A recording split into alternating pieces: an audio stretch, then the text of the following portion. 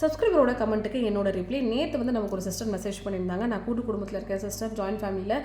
So ரொம்ப கஷ்டப்படுறேன், எல்லாருமே ரொம்ப செல்ஃபிஷாக இருக்காங்க, ஆனால் என்ன மட்டும் வந்து ரொம்ப ரொம்ப கஷ்டப்படுத்துறாங்க. என் ஹஸ்பண்டை சொன்னாலும் ஒரு டோட்டலாக புரிஞ்சிக்கவே மாட்டுறாரு. சரி, நம்ம யாருக்கும் என்ன தொலையும் நான் கொடுக்குறதில்ல, ஆனால் எனக்கு மட்டும் அடுக்கடுக்க நிறைய பிரச்சனைகள் வருது. ஸோ நம்ம வீட்டிலேருந்து கொஞ்சம் வெளியே போய் தனியாக இருக்கலாம்னு சொன்னாலும் ஹஸ்பண்ட் ஒத்துக்க மாட்டாரு. இல்லை, நீங்கள் இதுதான் ஆகணும்னு சொல்லி கட்டாயப்படுத்துறாரு.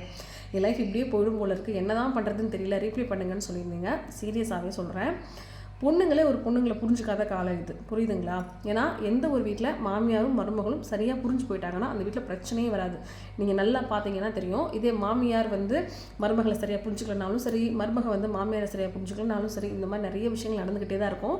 அப்போ நம்ம கூட இருக்கிற, நம்ம கல்யாணம் பண்ணிட்டு வந்த நம்ம ஹஸ்பண்ட் தான் என்ன பண்ணணும், ரெண்டு பேத்துக்கு நடுவில் நின்று நியாயமான ஒரு விஷயத்த சொல்லணும்.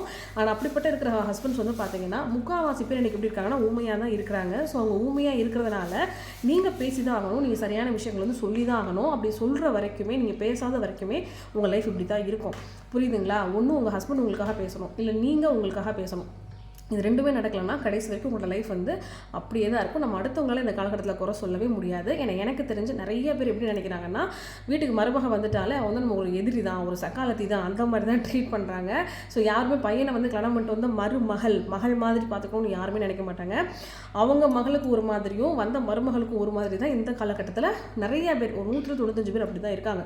ஓகேவா? ஸோ அவங்களால சொல்லலாம் வந்து பிரோஜனம் கிடையாது. நம்மளை கல்யாணம் பண்ணிட்டு வந்த நம்ம ஹஸ்பண்ட் தான் கரெக்டாக இருக்கணும். ஸோ நீங்கள் அவர்கிட்ட சொல்லுங்கள், இல்லை நீங்களே வந்து பேச ஸ்டார்ட் பண்ணுங்க.